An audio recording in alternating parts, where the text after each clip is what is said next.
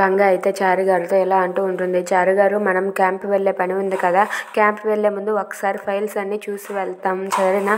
ఆ ఫైల్స్ అన్నీ రెడీ చేసి ఉంచండి, నేను వచ్చి చూస్తానని చెప్పి గంగ అంటుంది. అది విని చారు గారు అయితే సరే మేడం అని చెప్పి అంటాడు. ఇక గంగ ఆ మాట చెప్పి అక్కడి నుండి వెళ్ళిపోతుంది. ఇంతలో చారి దగ్గరికి పాండు వచ్చి ఇలా అంటూ ఉంటాడు. చారు గారు ప్లీజ్ చారు గారు, మనతో పాటు క్యాంప్కి గంగాధర్ని కూడా తీసుకువెళ్దాం చారు గారు అని చెప్పి అంటూ ఉంటాడు. అది వినగానే అక్కడ ఉన్న చారు గారు అయితే నువ్వు చెప్తే నేను వింటాను అనుకుంటున్నావా?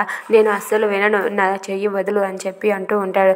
ఆ మాటకి పాండు అయితే చారు గారు ప్లీజ్ చారు గారు, మీరు చాలా మంచివారు కదూ అని చెప్పి అంటూ ఉంటాడు. ఆ మాటకి చారు గారు అయితే నేనేమి పూరిని కాదు పొంగిపోవడానికి, నువ్వు ఎక్కడి నుంచి వెళ్తావా లేదా అని చెప్పి చారి పాండుని బయటకు పంపించేస్తాడు.